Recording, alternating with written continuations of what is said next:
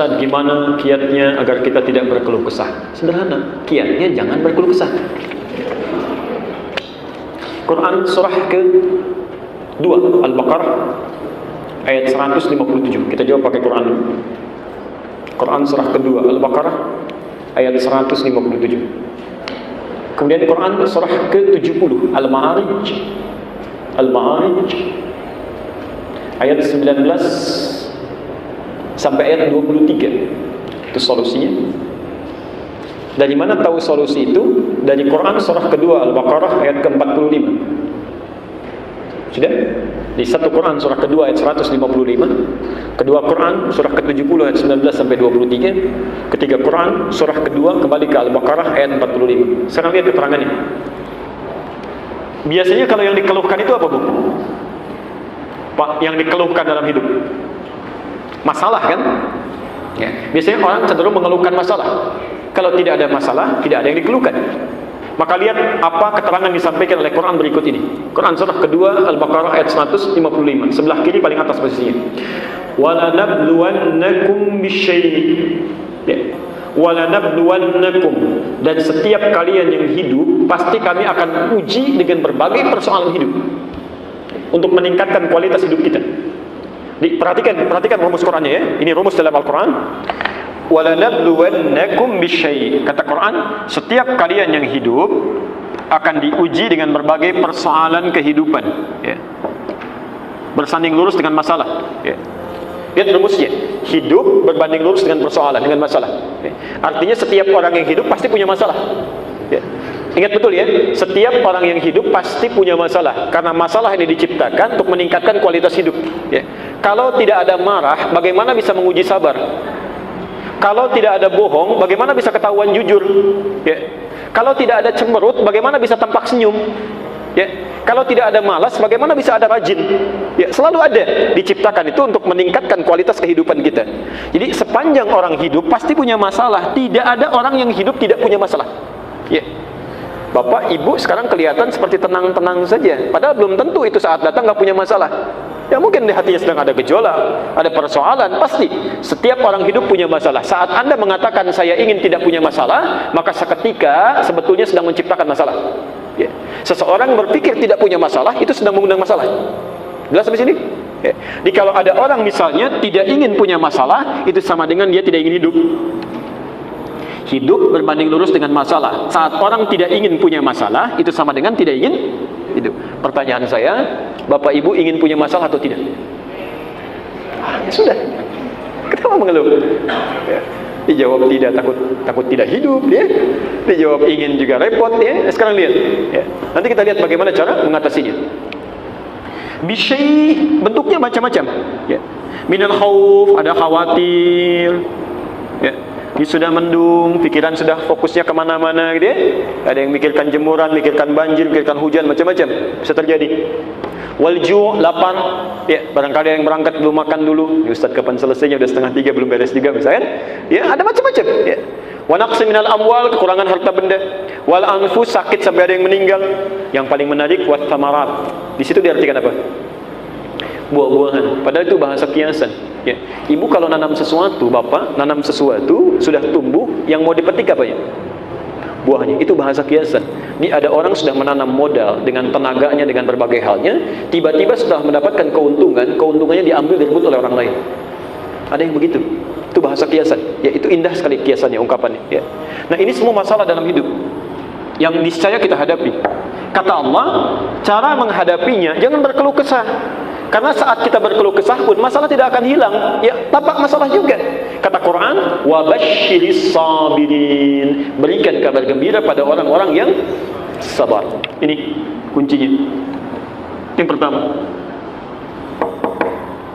pelan-pelan. Jadi kalau Anda sedang mendapatkan ujian, kata Al-Quran, sabar, terima dulu saja, terima dulu, ya.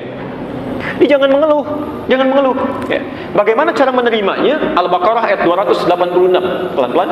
La yukallifullahu nafsan illa, yakinkan pada diri kita bahwa masalah yang kita hadapi ini tidak mungkin kita lalui kecuali sanggup mengatasinya. Ya. Lihat rumusnya Bu ya, Pak.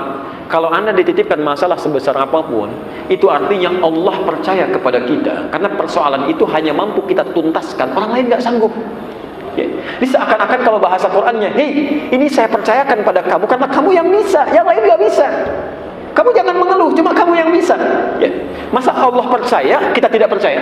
Ya. Allah saja percaya dengan kita, masa kita tidak percaya? Itu aneh namanya. Ya. Kalau Allah tidak percaya, kita percaya, itu tidak wajar.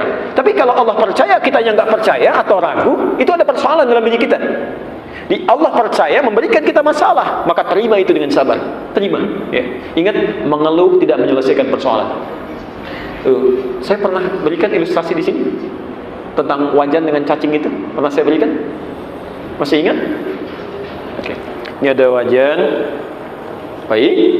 Ini saya panaskan di bawahnya dengan api. Di sini ada cacingnya misalnya. Maaf, cacing yang di sini masih hidup. Tiba-tiba saya panaskan di sini. Apa yang terjadi pada cacing? Dia bergerak ya? Bergerak tuh, bergerak sini sini. Kenapa dia bergerak? Salah, bukan karena kepanasan. Karena cacing tidak bisa mengeluh. Makanya dia langsung bergerak. Dia tidak mengatakan, aduh panas, aduh sakit, aduh panas. Kalau semua banyak aduhnya, kapan mulai bergeraknya? Ya kapan berpindahnya? Ini manusia juga begitu. Kalau sedang diberikan masalah, terima saja dulu, mulai bergerak, cari solusi. Kalau serba aduh, ya kapan selesainya? Ya sudah, jangan banyak mengadu. Ya. Jadi kita mengeluhkan pun tidak akan menyelesaikan masalah. Terima dengan sabar, karena kita yang bisa menyelesaikannya dengan izin Allah Subhanahu wa Ta'ala. Karena itu kita bertanya, bagaimana cara menyelesaikannya? Kata Quran, ada orang yang sudah diberikan solusinya seperti ini masih mengeluh juga, maka dipindah ke Quran surah 70 ayat ke 19 sampai 23. Innal insana khuliqa halu'a. Ya, sungguh manusia tercipta dengan perasaan seringkali berkeluh kesah. Jadi kalau ada yang manusia yang berkeluh kesah, itu bagian dari kehidupan, wajar saja. Yang tidak wajar terus-terusan mengeluh, ya. Atau mengeluhkan sesuatu yang bukan urusannya. Ya, itu bermasalah itu. Ya. Tetangga yang beli pot baru, kok ada orang yang iseng gitu ya, yang memikirkannya, kan jadi persoalan di situ. Baik. Nah, idza massahu syarru jazua, kalau ditimpa kesulitan, berkeluh kesahnya cepat kepada Allah. Ya. Wa idza massahu khairu manu'a. Tapi kalau misalnya diberikan apa yang diinginkan, terputus ibadahnya. Ya, maaf, ini sindiran yang sangat tajam. Bahkan ada yang keluh kesahnya dengan ibadah, Bu, Pak. Jadi kalau maaf ya, gajian belum turun, PHK terus banyak, tahajud rajin, ya, puasa mulai tambah. Tapi kalau sudah diberikan apa yang diinginkan, terputus semuanya. Lihat caranya satu. Kalau Anda sedang mendapatkan kesulitan, ada persoalan, maka illal musallin, kecuali orang yang sholatnya benar. Maka setiap kesulitan yang Anda bawa dalam hidup, mohonkan kepada Allah solusinya saat sholat, saat sujud itu minta, saat sujud. Maka turun ayat Al-Baqarah ayat ke-45 tadi yang ditulis terakhir. Wasta'inu bis-sabri was-salat. Pelan-pelan. Wasta'inu, jika Anda punya kesulitan dalam hidup, kemudian berkeluh kesah, mintakan pertolongannya bis-sabri, terima dulu dengan sabar tadi. Wassalah, saat salat itu mohonkan solusinya kepada Allah, tumpahkan kepada Allah, mintakan. Ya.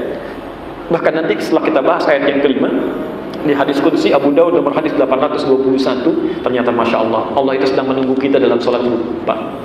Inilah rahasianya kenapa salat dalam sehari sampai 5 waktu. Ini rahasianya. Ternyata salah satunya supaya Allah memudahkan segala urusan kita. Ini kita ditunggu itu. Tidak mungkin ada orang dari duhur saja tadi sampai asar yang tidak punya kebutuhan. Pasti punya itu. Jadi Allah tunggu. Seakan-akan kita ditunggu sampai dengan sholat asar. Ketika kita mengatakan sebelum sholat, kata Allah, wasta'inu, catat kebutuhan kita. Ayo, punya masalah apa? Saat Anda sholat, Anda katakan, iyyaka na'budu wa iyyaka nasta'in. Perintahnya wasta'inu, permohonannya nasta'in. Ya. Di solusinya supaya kita tidak banyak berkeluh kesah dalam kehidupan. Yang pertama, perbaiki kualitas sholatnya. Perbaiki kualitas sholatnya. Ya. Yang kedua,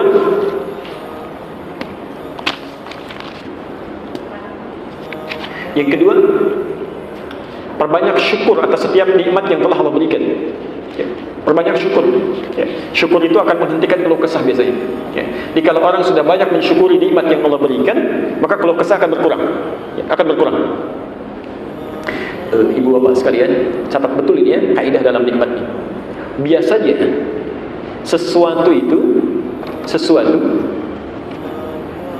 begitu sangat diingin-inginkan, begitu berharga, itu karena belum didapatkan. Ya, karena belum didapatkan. Tapi kalau sudah diperoleh, biasanya berkurang kenikmatannya. Coba ibu waktu belum punya mobil kan harap-harap punya ya. Ya. Nambah, begitu punya kan pertama kali punya itu rasanya luar biasa ya. Luar biasa. Tapi kalau sudah sering-sering dipakai, kan rasa itu sedikit-sedikit hilang. Ya. Di segala sesuatu yang sering diharapkan itu karena belum didapatkan. Karena belum didapatkan. Artinya apa? Artinya perasaan manusia yang sering muncul rasa ingin banyak kenikmatan itu karena banyak keinginannya. Lupa bahwa Allah telah memberikan sesuatu yang tanpa dia inginkan pun Allah sudah berikan. Nah, kalau Anda sering melihat kepada kedalaman apa yang sudah Allah berikan, maka keinginan-keinginan itu akan mulai sedikit banyak ditekan. Ya. Ingin itu sumbernya dari mana? Ingin sumbernya dari mana? Nafsu. Nafsu itu terulang sebanyak 115 kali dalam Al-Quran. Lawannya takwa. Takwa terulang sebanyak 115 kali dalam Al-Quran. Jadi kalau Anda meningkatkan takwa, maka otomatis nafsunya ditekan. Jadi kalau nafsunya sudah ditekan, keluh kesah tidak akan muncul. Nah, cara meningkatkan takwa itu banyak di Quran. Bisa dengan puasa, bisa dengan sholat, bisa dengan baca Quran, dan yang paling hebat itu menunaikan puasa. Karena ketika Anda puasa, maka semua sifat-sifat ibadah yang lain akan mengikuti. Ya, akan mengikuti. Coba lihat, orang tidak puasa, jangankan sholat sunnah, sholat fardu pun bisa terlambat. Tapi orang puasa, jangankan sholat fardu, sholat sunnah tidak mau ketinggalan. Ya. Ibu saat puasa, bisa nggak mau nggak baca Quran, selalu ingin baca. Tapi saat tidak puasa, belum tentu baca Quran. Anda saat tidak puasa, di jalan ada yang minta, walaupun di hadapan mata, belum tentu diberikan. Tapi kalau sedang puasa, jangankan yang kelihatan, yang nggak kelihatan akan dicari-cari itu. Mana fakir miskin, mana anak yatim, akan diberikan. Jadi kalau Anda sedang berkeluh kesah, ya, yang pertama tadi terima dengan sabar. Yang kedua banyak bersyukur. Yang ketiga tingkatkan ibadah. Ya. Yang keempat pahamkan pada diri kita bahwa berkeluh kesah tidak menyelesaikan persoalan.